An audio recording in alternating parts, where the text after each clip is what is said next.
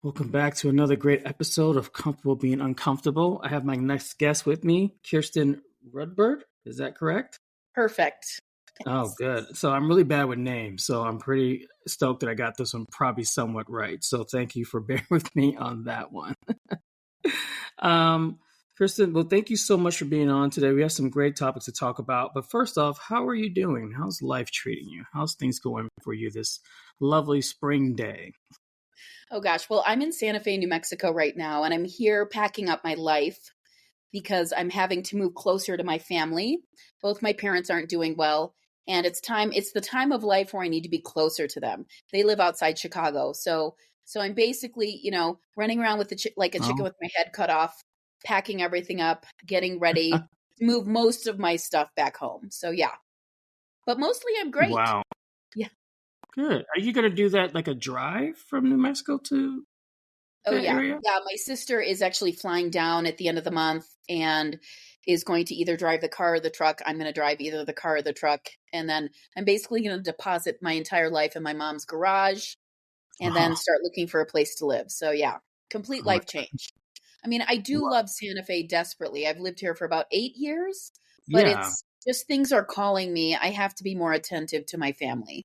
Yeah, that's true. But I'm sure they'll love to have you back. But wishing all the best on that journey. I don't know. I think the longest car ride I ever did was from San Francisco to Las Vegas, and I'll never do that again to myself. Oh my gosh. It was the longest drive ever. But it was great. I learned a lot. Got to see a lot of sights, so that was a fun part. But let's talk a little bit about you. So give us a quick synopsis of who you are. What's the best way to describe Kirsten? The best way to describe Kirsten, I would say I'm a creative at heart. Growing up overseas, all over the world, but traveling all over the world because of my father's job has affected me in ways that are kind of very profound that I'm still unpacking. And so what that looks like is because I grew up with kids from all over the world and every culture, religion, skin color, it has really made me into someone who's very open to everyone, open to new experiences, open to new conversations. Sure. I love meeting new people. I love giving them platforms to talk and introduce themselves. But really at my heart, I'm a creative. I love writing. I have written screenplays. I've written books. And I really love meeting new people. So if I could find a way to write and meet new people, I would be happy. I also went to seminary. I have a master's of divinity. I'm not really any religion. I'm a panentheist, which means that I believe God is in everything. Consciousness is in everything. Okay. And I'm a little bit of a mutt. I like lots of different stuff. You're always learning and pushing new discoveries and opening new doors. That's always a good thing. And then that's a great way to learn and move forward in the world. So that's really awesome.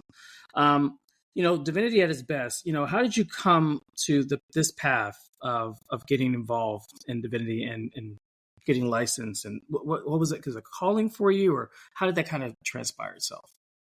Yeah, that's a great question. I actually have been drawn. I was a voracious reader when I was a kid. So much so that when we came back to the States, when I was in junior high, they had an intervention and banned me from the library because I basically went to the library before school. During lunch, I basically ate my lunch in 2 nanoseconds and then ran to the library. And then if we had any recess or anything, I was in the library. So the guidance counselor called my parents in and they basically told me I wasn't allowed to go to the library anymore. And I had to make friends, expand my social network, which was like basically non-existent because the books are my friends. So, but I've always been drawn to myth and fable and folk tales and the stories that people tell about themselves or about their culture or about the world. I'm a voracious consumer of those things. And so my love of books with my love of how people describe the world, I'm also endlessly inquisitive and curious. So I loved science since I was a kid. I always want to learn. I always want to learn.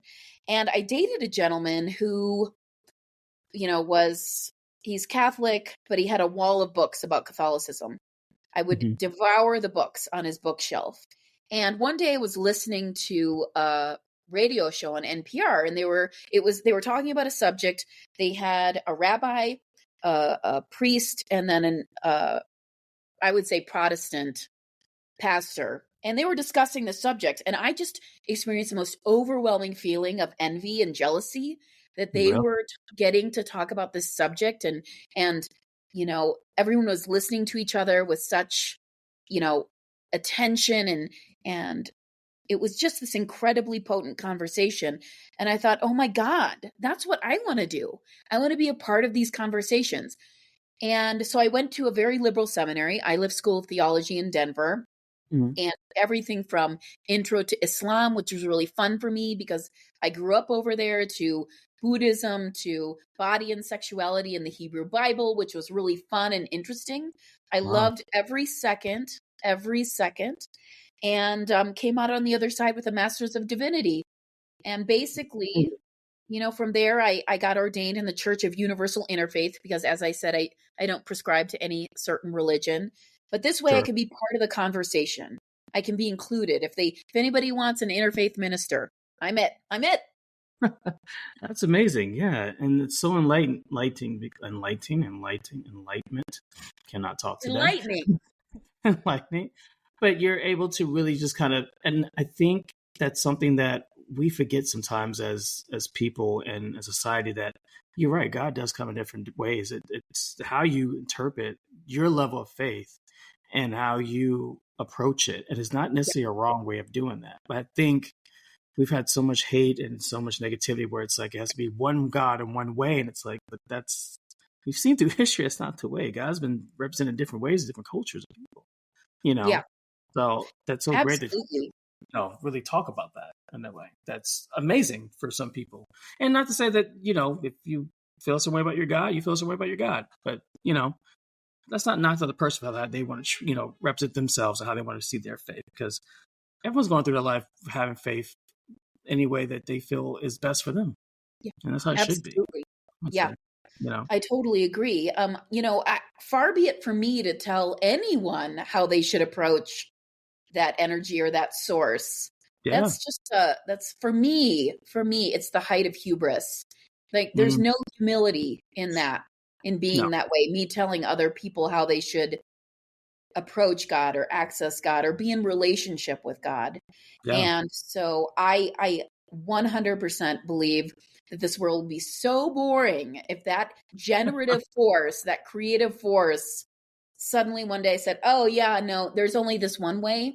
That's it. You can, that's it. End of story." I mean, that completely takes away all the idea of creativity Of and course. imagination and possibility that energy is. It just removes it. It makes it very black and white. So I'm a fan of diverse ways of approaching God.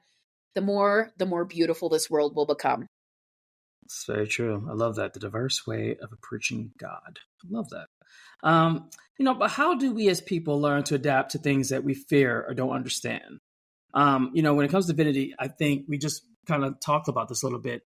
How do you really make people feel comfortable in a way of being like, you may not understand certain aspects of it, but here's certain, you know, theories or different methodologies. How do you make someone feel that it's okay, but also not to be fearful of it and realize that, hey, it's okay to be different, as we just mentioned. Like, it's okay to have those different ways. Like, have people ever come up to you and like ever have felt any fear or anything indifferent at any time?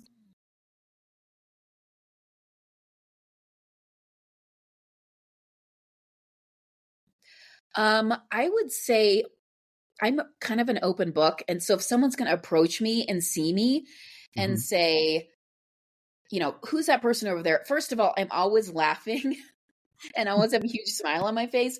And I'm Right. always usually making the people who are around me laugh. I'm really into laughter and being silly and having fun. So I've never had anyone be fearful. I have certainly had conversations with people who are evangelical or who are Mormon, and they've been super reticent about either talking to me or, opening to me. On my podcast, asked an evangelical to be a guest, and this is a stranger, someone who didn't know me, and he declined and said, I don't feel comfortable being on your podcast because everyone on your podcast will judge me for my beliefs. And I thought, oh my goodness, we can't even have the conversation. That's such a bummer, because it's a great platform for him to be on, to introduce who he is and maybe Yeah. take away some of the fear or trepidation that people have around people who self-identify as evangelical. So I really don't have much of that happening in my life. But if I did have someone, I'm so open and friendly and have a smile on my face, it just goes away. Yeah. And I think it's that warm approach that people can have, and telling there's no really wrong way. I mean, if you want to believe in Satan, I guess that is something as well too. But ideally, it's just, it is something. But I think it's always being like, and also saying that this may be something I may not be able to cover. It's maybe a topic I understand, but then I think you probably feel good about this, saying like, let's find a resource for you. I mean, you being a bookworm that you are, in a way, it's almost like you just have a thirst for knowledge. I think you would want that for everyone else around you as well too. And it's like, let's find a way to help you get here. And I think that level of comfortability and openness is really important to have, because then no one feels shunned and no one feels afraid. I do that on my show a lot. I have a lot of people come on who are either libertarians, Republicans, Democrats, far left. And my theory is that you can believe whatever you want to believe. I don't want you to be censored for that. That's what you believe in. You have a voice. We have a platform. Speak on whatever you want to speak on. I'm here to listen. I'm here to transcribe the information, and everyone else can take what they want from that after that. But I don't think the problem, especially with politics, which I love, I hope this still stays a divide between church and state, which is starting to blend a little bit. But it's ideally that you can just kind of believe what you want to believe. But I don't ever fully believe that people fully have all the right understandings when they are what they believe or where they stand in political statements. Because I think A, media construes that, and B, it's more of like, I'm going to go with the popular opinion of things. Whereas I feel like with divinity, you have a connection with God, you have a connection with this voice you have a spirituality of that. And there's really nothing wrong for that. But also, there are church groups in a way that have a certain way of either including you or not including you. And I think that sense of community should be open to all. Not all churches are like that, sadly. But you do find some churches that are. And I always appreciate those churches who are like, hey, this is our religion, but you know what? Let's have a conversation. Let's come to the table. How about you just sit on a service? How about you come in and just kind of relay on what happens? And then go from there after that. And then realize, hey, if it's not a connection, not a connection, but you had an experience at one point to learn something outside of your comfort zone. And you were welcomed. And that's where I think it's really great, and that side of divinity, that you can have that, versus in politics, you can have that. But I think a lot of times it's very construed on that level. And it makes it a far more left of teachings. Now, I don't believe everything in the Bible is one. I believe it's true, but I don't think we should go by everything in the Bible. I grew up Christian, and I look back at myself and I'm like, there's a lot of things that happen in the book, but also it has not, times have changed since then. Like, there's different things and there's different ways of looking at this as well too. It's like, thou should not cut, do this or yes, the Ten Commandments or something, but also it's like, I don't know if we really speak like that anymore. We should do these things, and it's very hard. And people are like, well, it's in the Bible, so it has to be true, so I have to go by it. But there's a lot of things in the Bible. I think you do half of these things. You break half these sins every day. That doesn't mean you're going to hell right away. But, I think it's just, it's a book and a reference to how things were done, at least for Christianity. But it's not like you have to do it. You have to stand by this. And I think that's where we get a lot of the divide in certain religions, where it's like, we have a book, we have a template, and we have to follow that to the T. And I don't know how you feel about this, and you can definitely chime in, but I just feel like it's great to have those references and sources, but it doesn't mean you have to like live by like the actual page, like, Yeah. I don't understand how people do that, but once again, your way, your faith, your religion, but I'm just like, it just boggles my mind sometimes. I look at the Bible and I'm like, yeah, I would have been a sinner like years ago if I looked at some of the stuff that's in there, Yeah, absolutely. I mean, I think one of the things that I always think of with the Bible that's really fascinating for me, because I also incorporate a little bit of Carl Jung, the analyst, and he has multiple books, Examined the Unconscious, the Dreams. Yeah. And really, he talks about integration. As you're as you age, as you get older, we move through different phases in our life. When you're a child, you might solve issues by being combative or yelling at your parents or doing something that maybe is less than ideal, that's violent, let's say, just because you don't have the tools yet to articulate and come from a place of love and understanding and patience. But then as Yeah. you age and you experience your life, you hopefully gain these tools. You gain the Yeah. ability to be wise and compassionate and loving. And I always Absolutely. experience the Bible like that a little bit. The Old Testament is very violent. It's Very. almost like, yeah, it's almost like I describe it, and this is not meant to insult anyone, but as old thought. I mean, there's a reason Jesus came. Jesus brought a whole new paradigm, a whole new way of being in the world, a whole new way of relating to your neighbor, to your friend and your enemy. For me, that's new thought. So when things happen in the world today, or someone says something or is mean or attacks someone or a nation describes, I just think to myself, how very Old Testament. Because to me, that means they haven't evolved to the place where they Yeah. can walk Jesus's walk, talk Jesus's talk, which is about love, inclusion, turning the other cheek, Yep. acceptance, belonging, community, incorporation. And so I really, really, the Old Testament is like we're children and we don't have the words yet to articulate and not be violent. Jesus is when we get older and we gain the wisdom, the words, the compassion to act in this world with more integrity and more grace.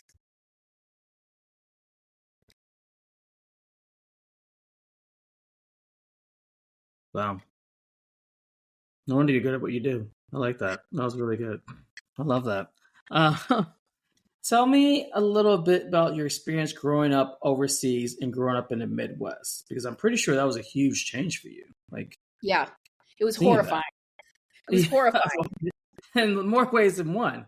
I mean, how Yeah. was that for you overall? Like, if you go back to some key moments for you, how was that really overall experience? Heartbreaking. It was heartbreaking because I grew up, in Guyana in South America. We came back for a year to the States, then went to Pakistan for 4 years. And in Pakistan, kids from all over the world, every religion, didn't matter what you wore to school, what you brought for your lunch. Mm-hmm. None of that mattered. We just wanted to play and have a good time. And I went to school with kids from Pakistan, from Vietnam, from Germany, from Canada. I mean, you name it, they were at that school. And we just wanted to play soccer and have a good time, enjoy each other. Then my parents bring me back to the middle of Illinois, suburb outside Chicago. And, it didn't help that my mother sent us the first day to school in our Pakistani clothing. Okay, that did not help my social standing whatsoever. Yeah. It devastated me because all of a sudden I was in this place where Jordache jeans, Izod, what you brought in your lunch, everything was really, really just attenuated and really challenging. And there were cliques now. You couldn't just be friends with everyone. You actually had to be friends only with certain people, and other people wouldn't talk to you. And so I tell everyone that was one of the first great heartbreaks of my life, because I came back. I had to do fourth grade twice because I could not deal with what was happening in my world. It was so horrible. I was beside myself. So I had to repeat fourth grade. Yeah. Wow. And that's, but that sticks with you, and when you're younger, a lot of these things like shape you and really foretell your next stages in life. Wow, that's so sad to hear that, but great that you came through it, obviously. But what were some of the things you did to kind of really help you through these challenges? Did you talk with family? Did you talk with friends? Did you find ways? I mean, obviously you were reading, that was amazing, but what are the things that you really do to kind of help you through this and really be a stronger person that you are today? Well, I think, it was really, really challenging at that time too, because my mother started having her mental health issues at that point. And my father was traveling so much for his job that he really wasn't around. I was the oldest child. As you can imagine, having to do another grade again was great fodder for my brother and sister to tease me to death. Sure. I really was alone. I didn't have any support. I didn't have any way to help myself.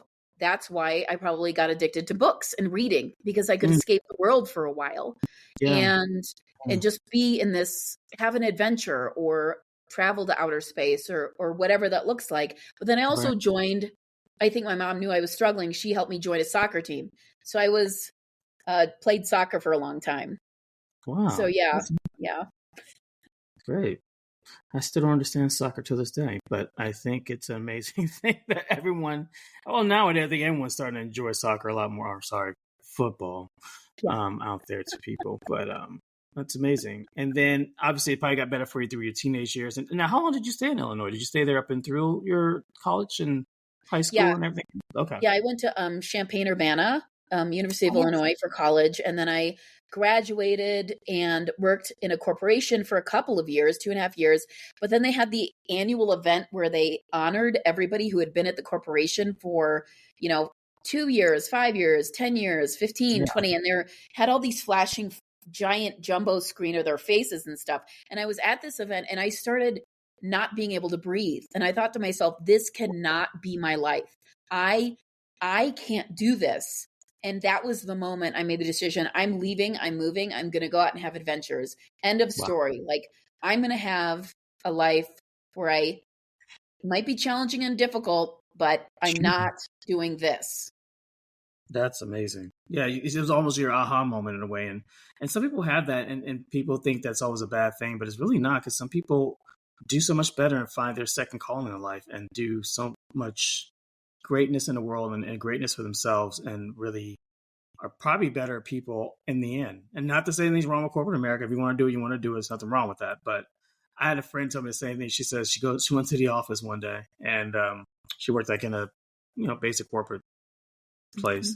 Come in, go to work every day, sit at your desk, do your 8 hours, clock out. And then someone I think had recently retired and someone had died. And they just was like, this is like, I mean, it's sad to say that, but like, this person was in this role for like 40 something years and like passed on, sadly, but like, she's like, is this what's going to be my life? Which I'm probably, maybe you probably felt that way too. It's like, okay, I'm going to wake up every day and go to this cubicle and do this and have this party and have a pizza party and sit and like, this is all that I'm supposed to do.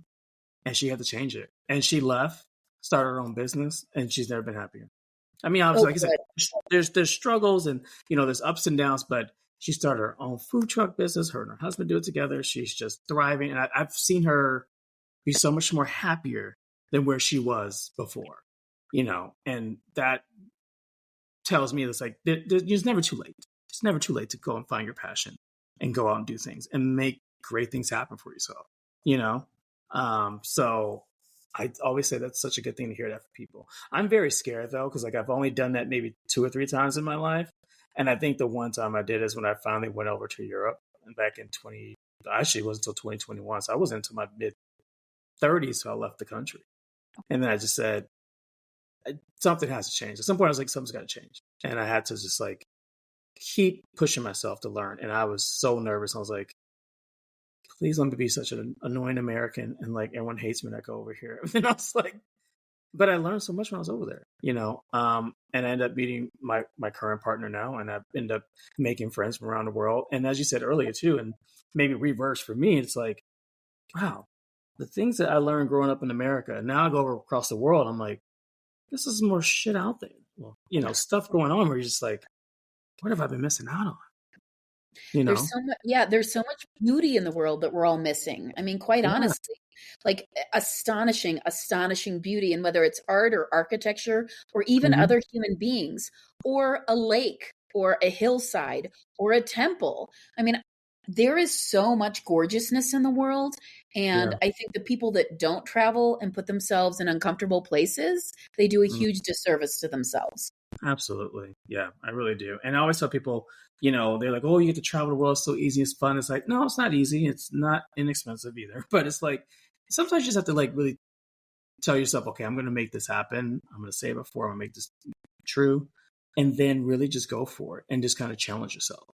And once you kind of do that, you kind of pick up a habit and it becomes very bad. And then you're just kind of like, I'm going all the time, you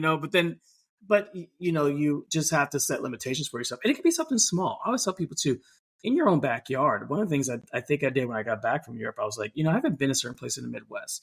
I haven't been to certain places and I haven't been to Santa Fe. I've never been to El Paso. I've never been to Wyoming. So I think this place you can do in your own backyard as well to have those experience and learn those certain things. Her Yellowstone's amazing. I think I maybe went there when I was 6. I don't really remember it to this point.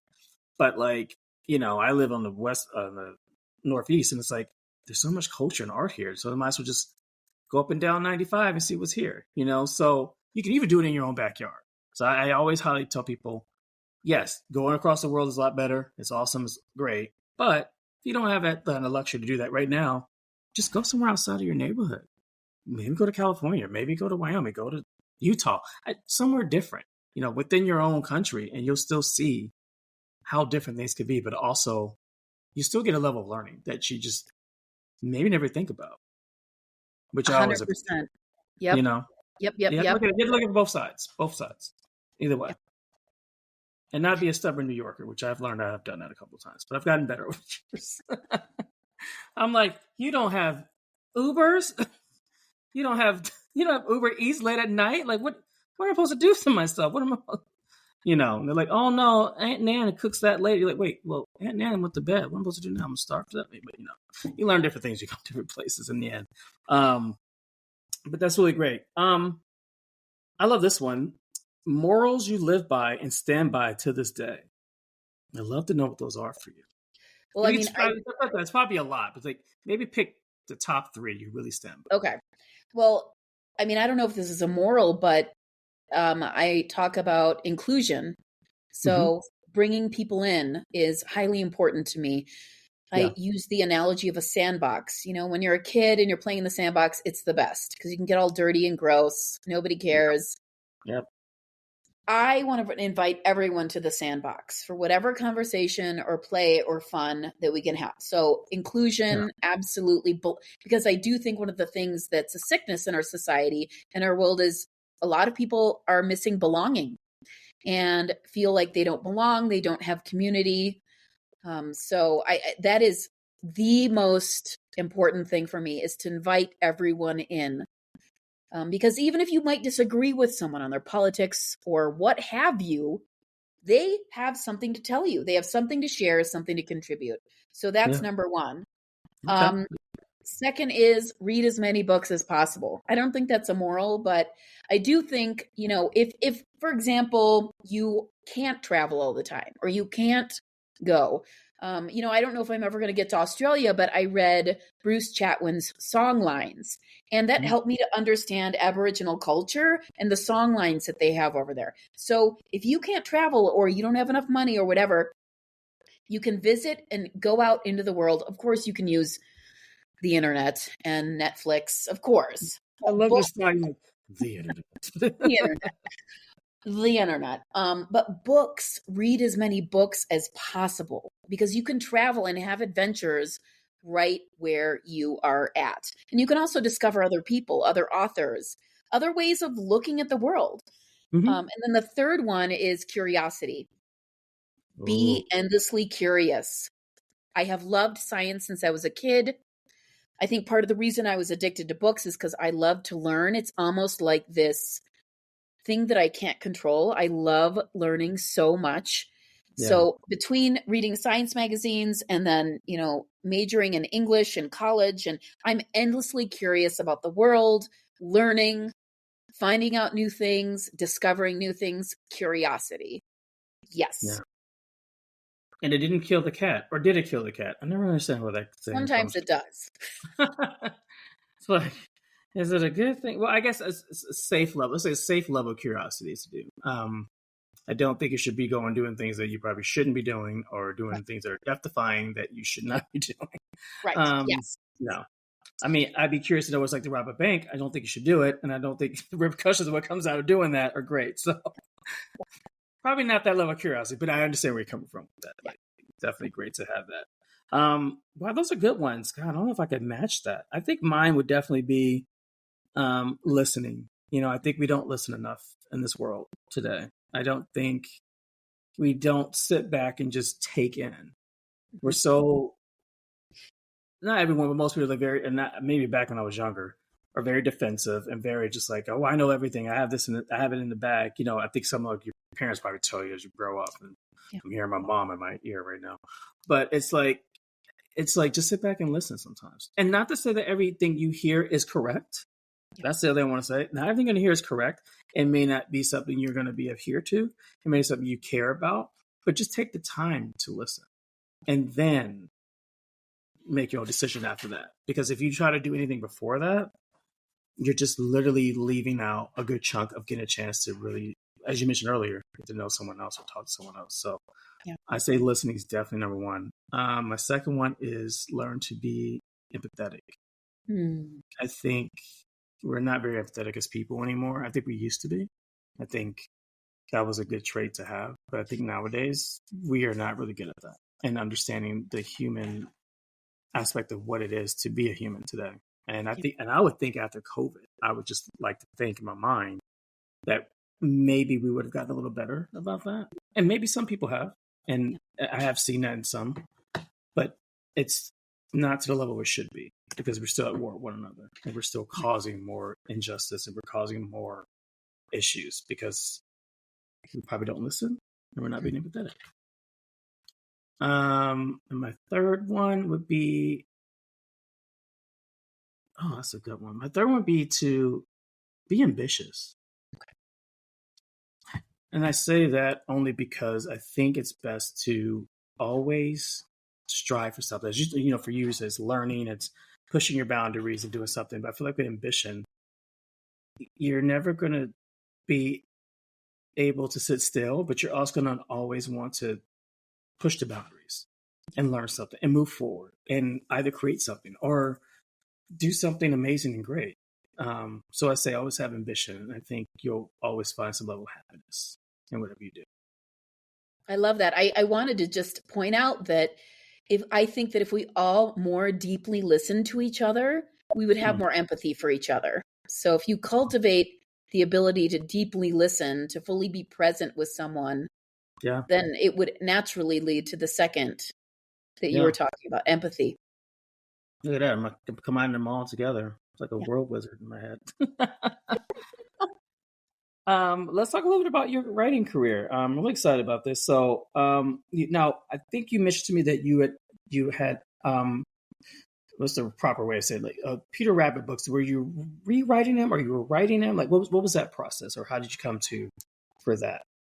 So this was kind of a story. I am rewriting the Peter Rabbit whole world. It's going to be a 13-book series. The third book is debuting at the end of this month here in Santa Fe. I'm having a book launch at George R. R. Martin's bookstore. Very exciting. And I'm basically using my creativity, my way of the world to more forcefully engage with environmental degradation, human trafficking, sweatshops, a lot of social ills.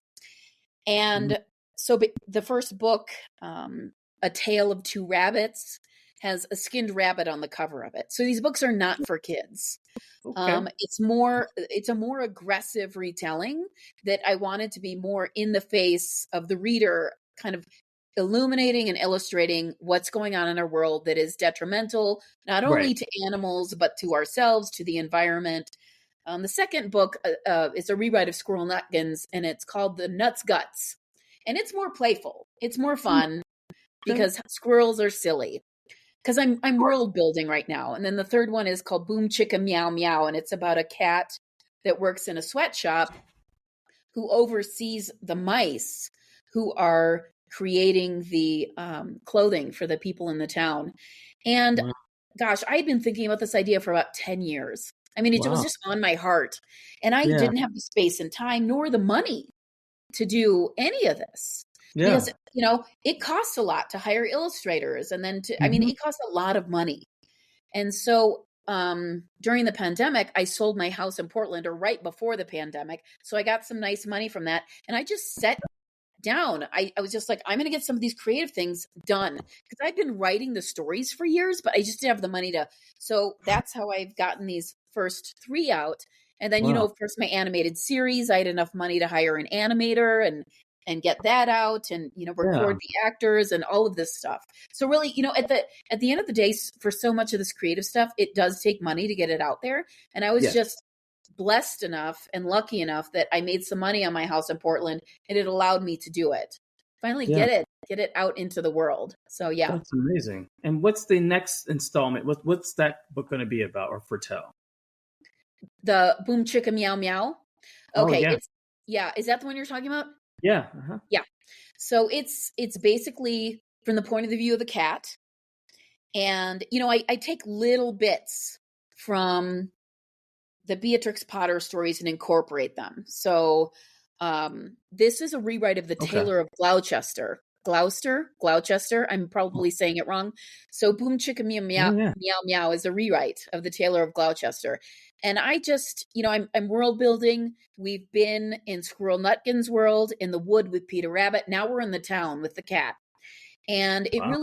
this one is engaging with consumerism because, the mice can't keep up with the demands of the townspeople and the making of the clothes. And so they're being run into the ground and they're dying. And by the way, if they upset the tailor who owns the factory, they drag the mouse off and the mouse never returns. And so it's basically also about how disposable human bodies are, and how, disposable they become in our society when we want fast fashion, and we don't care. We're just consuming and consuming and consuming. And it's at the Right. expense of other human beings. It's at the expense of animals. It's at the expense of the environment. And so how do we change that? So that's kind of what the books are engaging with. Wow. And what's the general audience is still the younger demographic as well, but kind of for all ages, right? Well, maybe like 13 is like a I would soft say age. about 10 or 11 and older. 10 or 11 and older. Yeah. Yeah, because I feel like kids are aware at that point. Like they're not dumb. Like they know what's going on and Yeah. are really either passionate or want to know or be able to speak out. So wow, that's amazing. I guess my question would be is will Peter Rabbit ever go to space? So I've I never seen know. space before. Well, it's actually fascinating you ask that because I already know what the 13th book is going to look like with the illustrations, and I Okay. am bringing in the multiverse. Okay. So once you see these illustrations, you'll understand that because it is going to end on a little bit of a sci-fi bent. And so yes, it does deal with the multiverse, and I have the idea or the concept. One of the themes is how do humans keep making same mistakes over and over again? Honestly. Yes. And so Yeah. within the series, the woman who illustrated book 1 is illustrating book 4. Number 2 illustrates book 5. Number 3 illustrates book 6. So you keep returning to the original illustrators in this endless circle. But the overarching theme is one of an endless circle. Why do we keep making the same mistakes and doing the same things when they damage not only us, but everything else around us? Wow. And that kind of ties it all together in a way. That's really cool. Wow, you're like inspiring me too. I've always had a story of the Nutcracker. And obviously it's been told how many times over and over again. But I always thought about silly. Well, maybe it's not silly, but I always thought about why we never tell a story of the Rat King and just get a true history. I mean, it's probably been done a little bit here and there, and I haven't done a full research, but like just a true origin story of the Rat King and how he became who he was, and have his small beginnings and how he built this empire and did everything he did, and then really get to know the man behind the myth in a way. I think a lot of times our villains have stories, but then we don't really know the origins behind those stories and how they became villains. And are they truly villains in the first place? Or are they just seeing a world of different phase and we can see it? Most likely probably are villains. But ideally, it's always great to have a good villain backstory, I think, in theory. And so I came with the idea of the Ballad of the Rat King, The Rise and Fall of Power was the title that I had in my head. So that'd be cool to really talk about. Like we never really talked about him, It's like it's kind of badass if you think about it. But I'm also like, I think stories that take a classic, but you look at it from different directions is always a good way of looking at things. I mean, you do it with The Wizard of Oz. We've done it with so many other great stories. And it's like, I think it engages the story more. It makes you more connected with it as well. And it makes it more relatable, So yeah, that's my little ballad I had in my head. I was like, should I write about the Rat King? That'd be kind of cool. Well, I think that's brilliant because, so many of us, listen to these myths and these folk tales. We read them, we discover them. And there's Yeah. always, this quote unquote bad guy that gets the story going. Yeah. Now, of course, people seem to forget that the adventure that the quote unquote good guy goes on, a lot of the blessings that eventually come to the protagonist would be not happening, except that the bad guy existed, came out, pushed back, and shaped and Yeah. changed the protagonists. We need villains. We need them. And by the way, I think they're more interesting than the protagonists, frankly, because you know that the villains have been shaped and I would have. changed by what's gone on in their life. So it's like, what happened? What shaped you? What changed you? What created you? How did you come to this place? How did you come to be on the outside of the village and not accepted and feared? Those Yeah. are all the really essential stories that we need to examine in our lives, because it plays out in the real world all the time. Oh my God, yes. Every day. Every day. We look at politicians being good or bad. We look at certain people and celebrityism, good or bad. It's like, it's almost to the point where we're like, what is a real story? Where are we getting at? Where do we really get out of this? And then what are we telling our kids, and what are we telling our next generation that's out here? This takes me back to earlier, we talked about politics and religion. It's like, I want every kid to feel like they have a voice. And I think a lot of kids nowadays do have a voice, which I think is amazing and great. But to know that there's a safe place to say these things, but also know that it's okay to not know. I think one of the insecurities that a lot of us have as well, we're afraid to say we don't know something when we're supposed to know something. Now, if your job is to know something, by all means, I hope you know your job. If you're a pilot, a doctor, a lawyer, I hope you know your job at some point. You know what I mean? Like, those are the kind of roles I feel like you probably should know what you're doing. Just saying. But, in life, sometimes you do question things. And, especially you probably question yourself too. But it's like, know that it's okay to just not to know some things. And be okay with yourself and say that I need to do some research and I don't know that. I mean, we do that in podcasts nowadays. I'm sure you with your podcast, and you have guests, and it's like, I may not have the answer to that. The worst thing you could do is sugarcoat it and act like you know what you're doing, that you really are a politician, not a part, or a really good one. Because it's like, then now you're giving out false information to someone. Or also, you're not realizing how people take everything you say to granted. I didn't think that when I was younger. I never thought that like my nieces and nephews would pick up on things I would do, or certain things I would say, or any actions I would do. And it turns out I was kind of doing things that they were just kind of like, well, Dak does this. This is a good way to do this. And I'm like, wait, no, hold on. I don't know if we should be doing that. So I started having conversations like, no. Don't do what I do. Just, I made a chance. I went out, I left home, at a certain age, and I did this and that. I said, but make sure, you do it a lot better than I did, and if that's what you want to do, we'll go for it. But like, think about it first, but we sometimes don't think about how our actions affect younger generations or people just in general who just kind of look to you for certain things and ideologies and advice, you just got to be careful with those things, but it's okay. It's okay to not know. I think we have to get better about that, being okay not knowing something and being, hey, I don't know. I think it's exciting not knowing things. Yeah. I mean, because then that means that there's a whole world out there that you can investigate and check out to get answers. I think it's super exciting not knowing things. Yeah. And then the flip side of that, it sucks when you do know a lot of stuff because people call you all the time and ask you for your advice, and you're just like, okay. It's a double-edged sword. It's a double-edged sword, it's like to say. Or they come up to you at parties, and if you're a massage therapist, they're like, my shoulder hurts. Can you?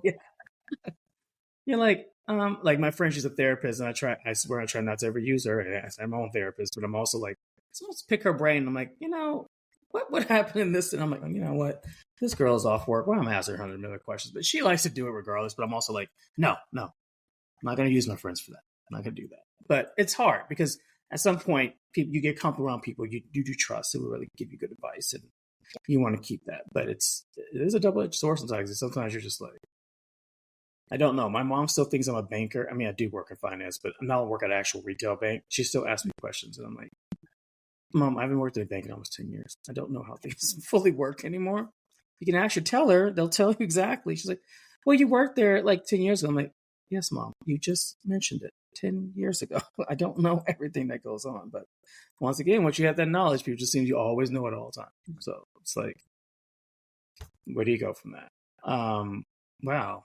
Well, this has been great. Thank you so much for taking time and talking to me. And I'd love to have you back again and pick your brain again and learn more about the books. Now, where can people go to learn more about you? Do you have your website, social media platforms, or what's the best place? Yeah, my website is my podcast, Bite-Sized Blessings, and it's BYTE, because every episode has either the main interview, or you can listen to just a bite-sized version if you don't want to invest in the full meal deal. So on my website, bitesizedblessings.com, you can find my books, links to my books. You can find a link to my animated series, Murder of Two. You can check out the various guests I've had on my podcast, and you can find out a little bit more about me. There are links to, podcasts I've been on, all sorts of other stuff. Yeah. Awesome. Great. Well, I'll definitely be sharing those. I'd love to have you back again. I'm going to wish you all the best on your travels, and hopefully take some great pictures and have some new memories you can add. Which I'm pretty sure you probably did before. I don't know. I'm trying to think of that myself. I grew up in California, and I'm like, should I take the scenic route? I've always gone to LA and just gone to 5, which is the quickest way. Get there, done, blah, blah, blah. I'm like, maybe I should just take a break and just take the coastal line, just take it in and just have a new experience. Not be impatient and just go with it, Yeah, revel in that beauty. Take some space and some spaciousness and some time in your life to just go slow, to enjoy it. Yes. Catch up on your podcasts. That's very true too. Yes, I have a lot I have to listen to and a lot of books I need to read. Some great people, but that's very true. Well, Kirsten, thank you again so much for being with us. Wishing you all well, and look forward to talking to you again. Thank you. This was so fun. I loved every minute. Me too. I did. I really did. You're such a great guest. Well, let me not say you're the favorite, because then no one's going to ever come on ever again. But ideally, everyone's a favorite. Everyone's a favorite. Yes. I don't treat anyone differently. I'm treating anyone differently. Good. Thanks again, Kirsten. Have a good day. Thank you.